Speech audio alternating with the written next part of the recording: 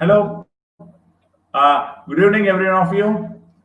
It's my great pleasure to be here with you this evening and welcome you all to our Club Terminal Meet 077. Our Club Terminal Dindigal was inaugurated in the year 2014, and since then we are conducting regular monthly meetings on the fourth Wednesday of every month.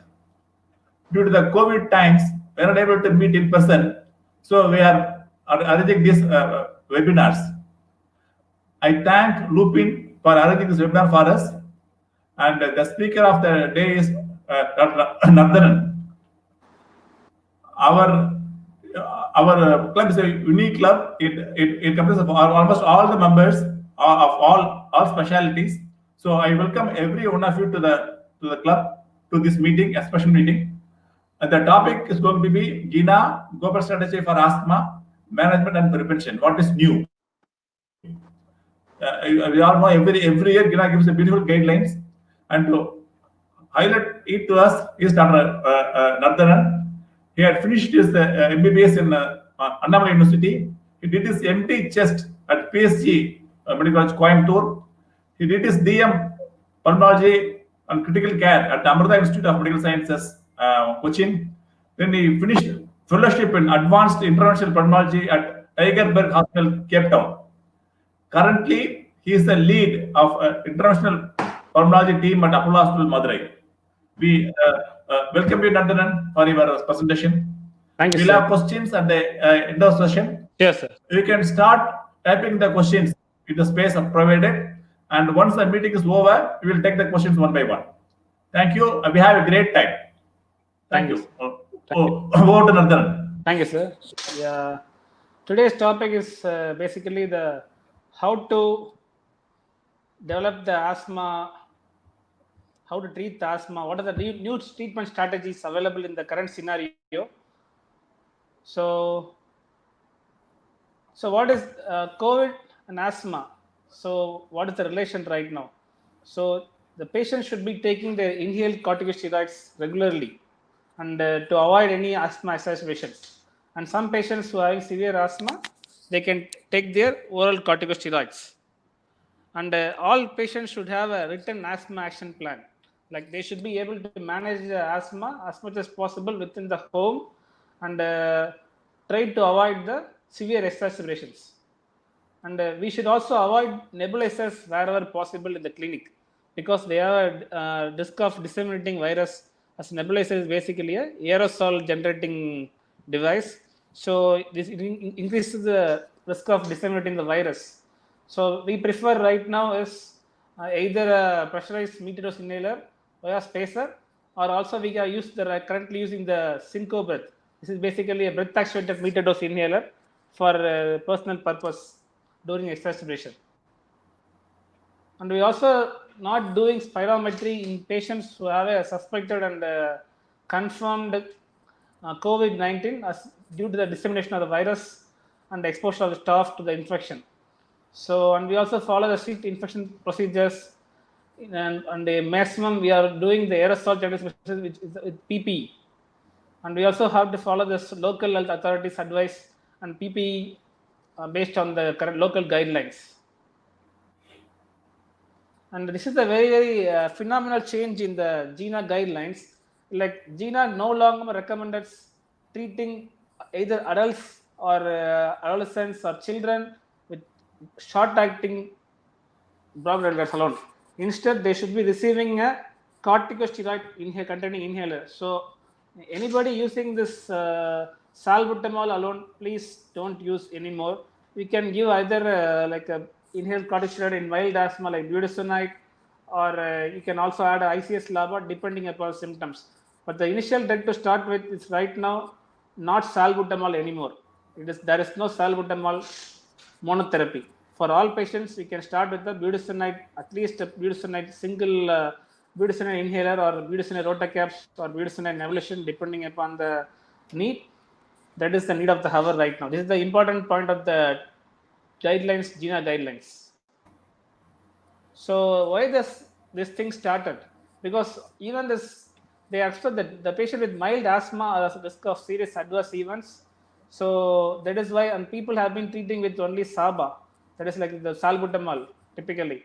So this has been changed because its asthma is not basically right now a disease of bronchitis alone. It's basically a inflammation. So it has been treated with steroids, inhaled corticosteroids. So kindly don't use salbutamol anymore. You can start with the inhaled corticosteroid inhaler. It can be budesonide plain alone, or you can use an ICS LABA as told before. So what happens when you use SABA alone? Because the beta receptor is getting down regulated, there is decreased bronchial protection, and the patient complaint, this is very, very common thing. The patient will say, initially when I used salbutamol, I was feeling better, but later in the stage, down the lane, like 1 year later, patient will have this increased symptoms. This is called the rebound hyper-responsiveness. It's very, very important. And the last one is also very easy. Decreased bronchial response. The patient won't respond to the concerned drug. And the patient will have the increased eosinophilic airway inflammation. Patient might have an increased wheezing. So higher use of SABA is also associated with a lot of cardiac side effects. And anything more than 3 canisters per year is having increased casualty visits, and more than 12 per year is associated with high risk of death, mostly cardiac related death. And this is the 12-year history behind GINA guidelines. GINA is basically wants to improve the asthma exacerbation and death, to prevent death. And GINA also has emphasized more on adherence to therapy. And as I told before, this guideline is basically about GINA no longer recommends SABA. For step 1, don't use SABA only treatment. Only thing is add an inhaled corticosteroid. This is very, very important. This is basically plays a lot of role in the mortality and morbid patient in the containing asthma. So it can be given either with formoterol, or you can use it as a plain inhaled corticosteroid treatment.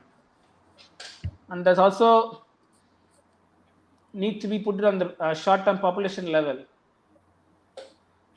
And it's not about asthma, it's not about medication. And once medication does not fits all, and you have to sometimes go to the patient symptoms, whether patient has wheezing or patient has dyspnea, which is more, we have to treat based on the patient's response, not based on the guidelines alone.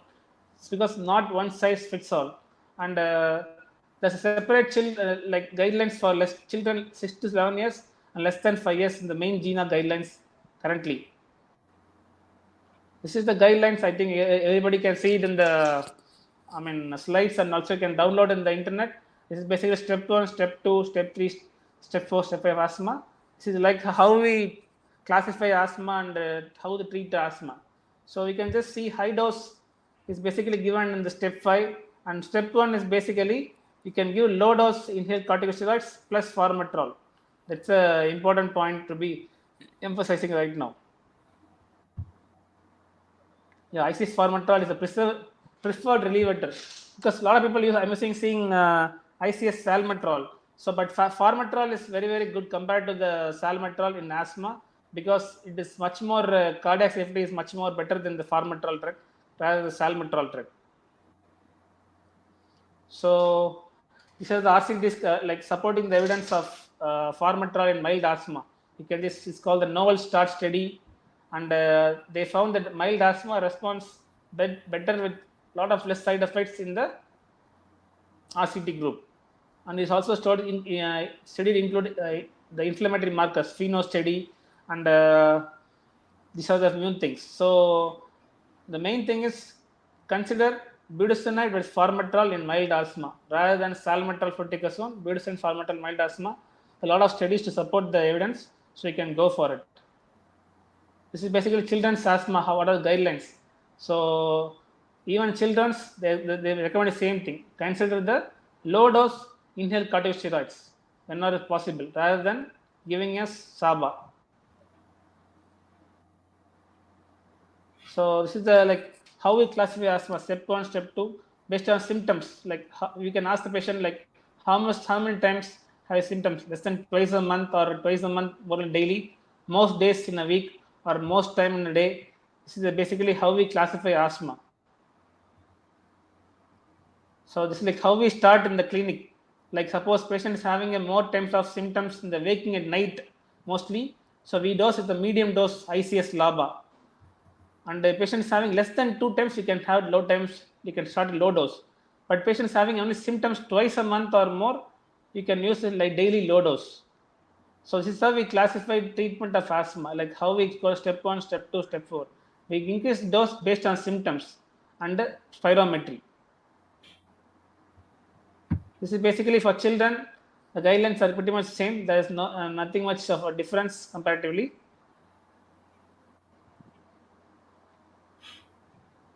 So when my patient comes to the clinic, I usually ask the 4 questions. This is taught me right from the UG days and PG days as well. Like past 4 weeks, like past 1 month, how was his symptoms? The daytime symptoms were more than a week. Any nighttime awakening, day and night. How you are, and how much did you use SABA for more than twice a week? This is the how we control the asthma, whether it's partly controlled, well controlled, or uncontrolled. These are the few questions which anybody can ask, even the healthcare worker or any nurse in the respiratory trained nurse or nurse who is trained well in asking the questions. They can ask the few questions, and patient can also give a questionnaire in the current OPD. They can fill the symptoms, and it can be useful for the doctor to know how well the control is asthma.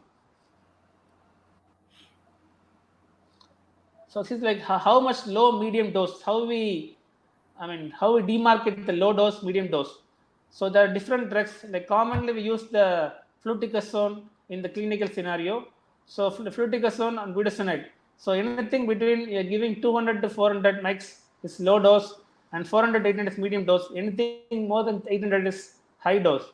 And fluticasone 100 to 250 is low dose. Anything more than 250 to 100 is medium dose, and more than 500 is high dose. These are the commonly used in the current clinical scenario.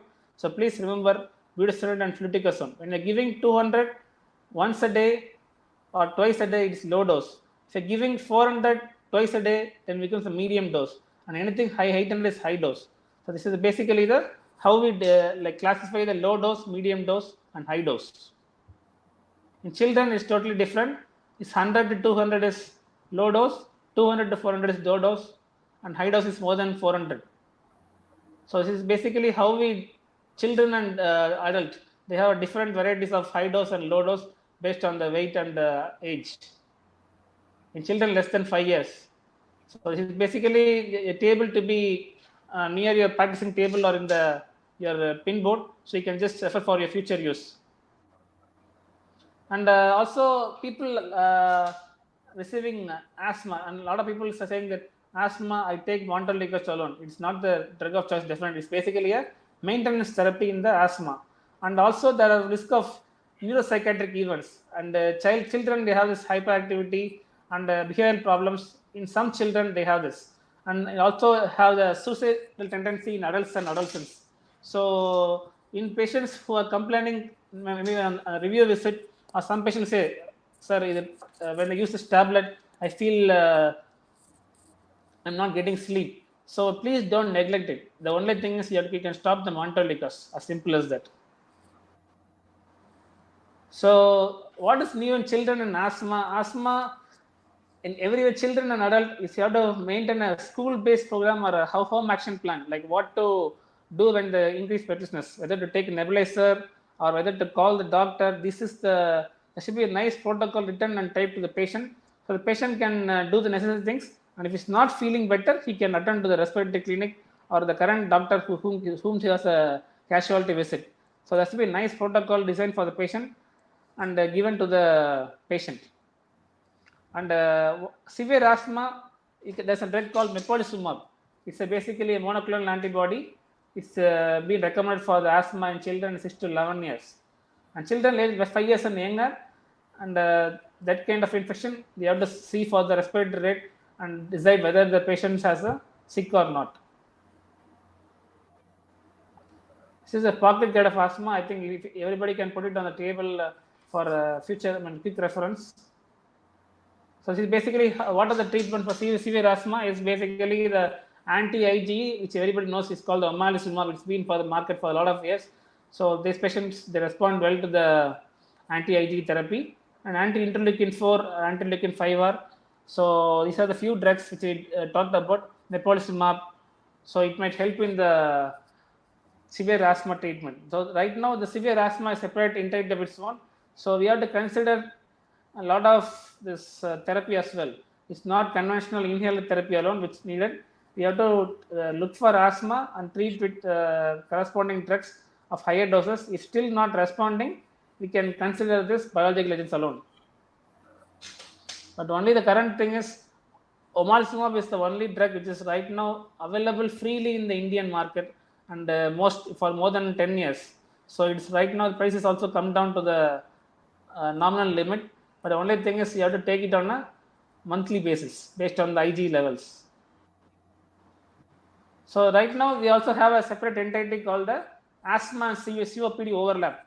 So this is quite a difficult to diagnose, but we are also given this history and symptoms, how we classify this high likely to be asthma or features of both asthma and COPD or COPD likely. So the center part is the very important thing, like features of asthma, both COPD. This is our overlap symptoms. So this contains the treatment is mainly important. In this patient, they don't give LABA and LAMA alone without ICS. So in these cases, you have to give inhaled corticosteroids. Be it overlap or be it simple asthma, you have to give an inhaled corticosteroids. But if you feel the patient is a COPD alone, and we have to avoid this inhaled corticosteroids.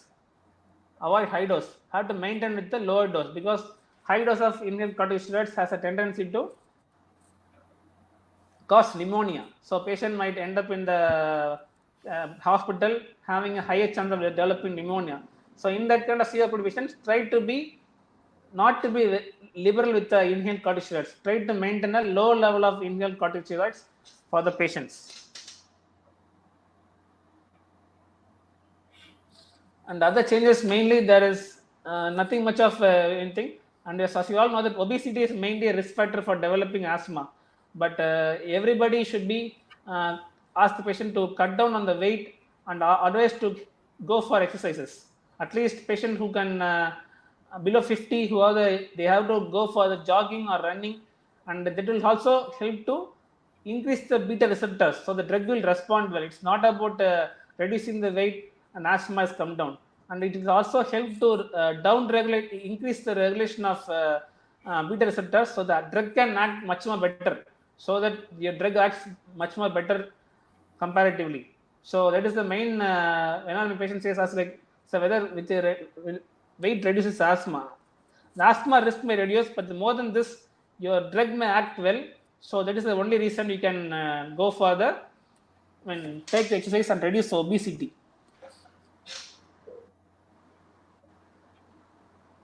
Yeah, this is GINA methodology. I think it's mostly of a theory. I think any questions right now? We have come to the end of the talk right now.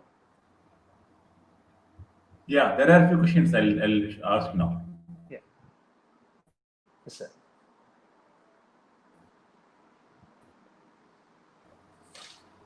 First question is, what's the dose of omalizumab? What's the dose of omalizumab? Omalizumab, What is the we go dose for of omalizumab?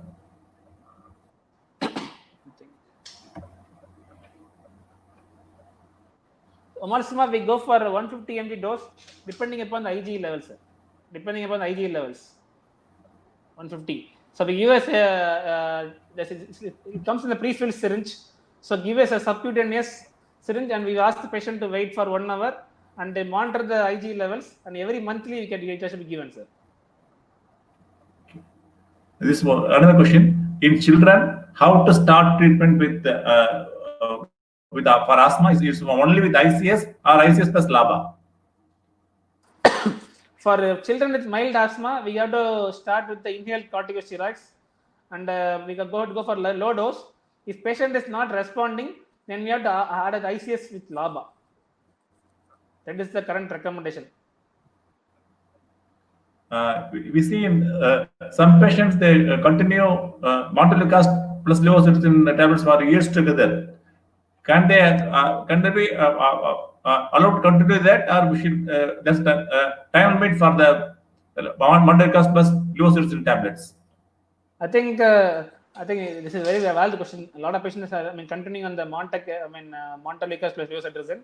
I think it's advisable to stop actually. There is no role for a long-term Montelukast and cetirizine in the current scenario.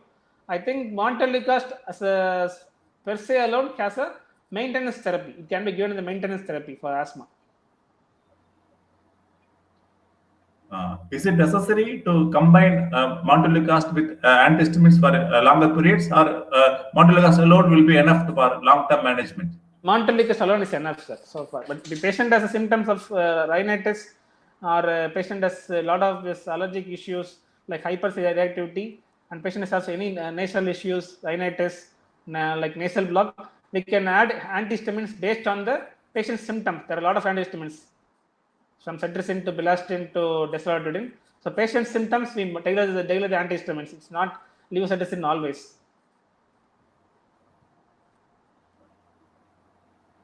Rannavar has asked pheno test where you have So pheno test. You have that test. Yeah, pheno test. The issue is right now is pheno test. We have it in we had it on a clinic for a brief time, but we discontinued the clinic because the problem is the test is quite expensive. The one card is varying is around 700 rupees, and the card is around 700 rupees patient. So, and it is not contributing to the health also. Patients' cost responsiveness in the current Dindigul area. So that's why we are not doing it. But we have the pheno test, but currently we stopped. Pheno test is only thing is it can tell whether the patient will respond to inhaled corticosteroid or not. That is the only thing the test can say. What is the maximum dose of formoterol in a day when used as a reliever? Reliever is basically formoterol. I think it's more than 6 mics is more than enough. 6 mics. If patient is having severe asthma, we can go for 12 mics. What is the relevance of asthma phenotypes in India, and how do you use them in your practice? Asthma phenotypes. Phenotypes, we are seeing a lot of this allergic asthma and neutrophilic asthma right now. So right now we classify asthma based on the TH type 1, type 2 asthma. So type 1 is basically they respond to the steroids, inhaled corticosteroids. And neutrophilic asthma, they generally don't have a response, because I see a lot of patients say, sir, you're given the best of inhaler, you're given this and that, patient respond. The neutrophilic asthma does not respond immediately to your corresponding drug. We have to advise the patient to say that it might take a much better time, and you have to continue with the drug. Whereas eosinophilic asthma, within 2 days, patient will respond beautifully to the inhaled corticosteroids. Patient will say your drug is totally very good, and doctor has done a good job. So, and some patients, I think in the when I come to the practice right now, I've seen this lot of this fungal asthma. So fungal asthma is basically ABPA, everybody knows, and there's something called as fungal sensitization. A lot of people have this airways with fungal, with fungus is totally sensitized, we can colonize. So that patient, I usually prescribe itraconazole, and that patient, they respond well to the asthma drugs conveniently. So we have to consider this fungal entity in asthma. So I think people say it's very hot here, no fungus is there. It's totally unacceptable statement right now. Fungus is colonized in a lot of seats in the airways. I think in the last 1 year, I have seen around 80 to 90 patients proven with ABPA in Dindigul alone. Even I can't believe it, but when I heard the reports, we have to believe it totally. And you have to treat them with antifungus, IV or oral? Sir, oral, sir. Oral, preferably itraconazole. We can give 200 mg BD for 6 months. Even children are doing very well. Because it's quite a big capsule, itraconazole. But since some children, I was really appreciated. They took it for 2 months and they're totally well. It's a really tremendous job actually for children to take the big capsule.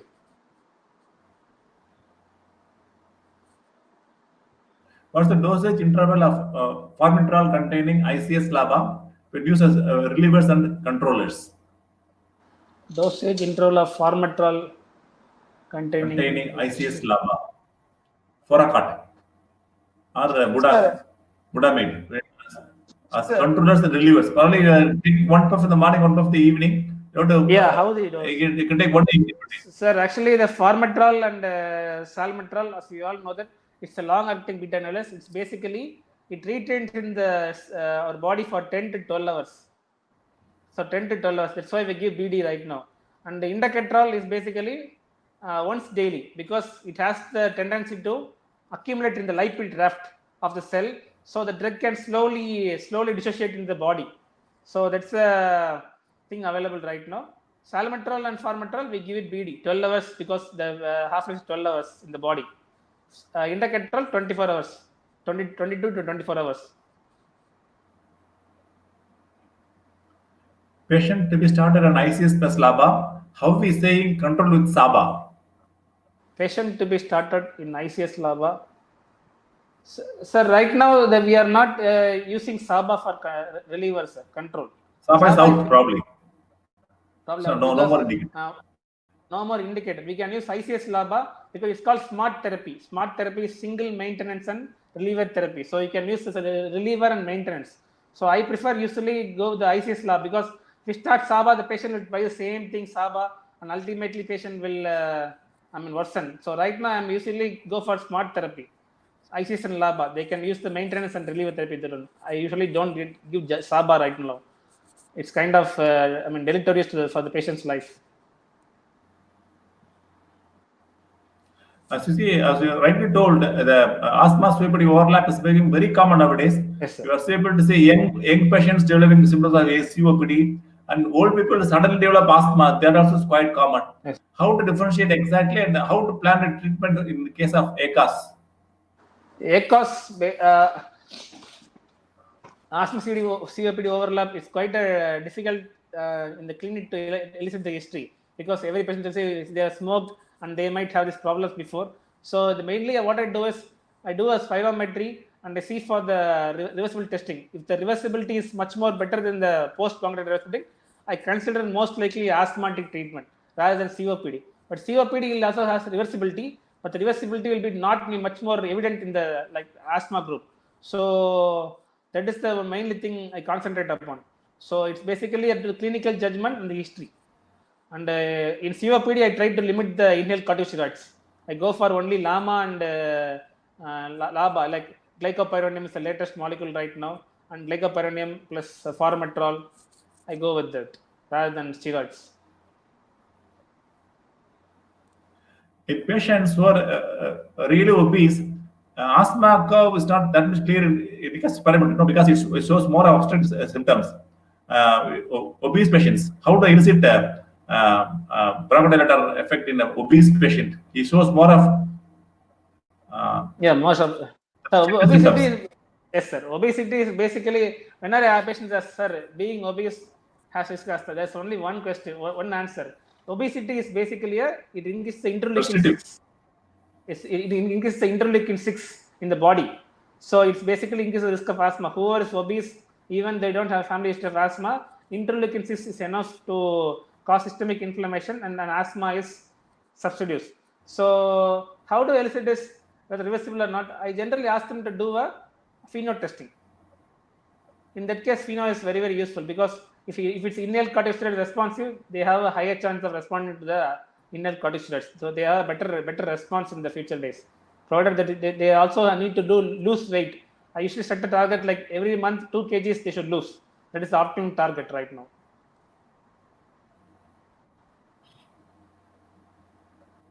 Another question has come up just now. Is triple therapy in ACAS, is it befitting?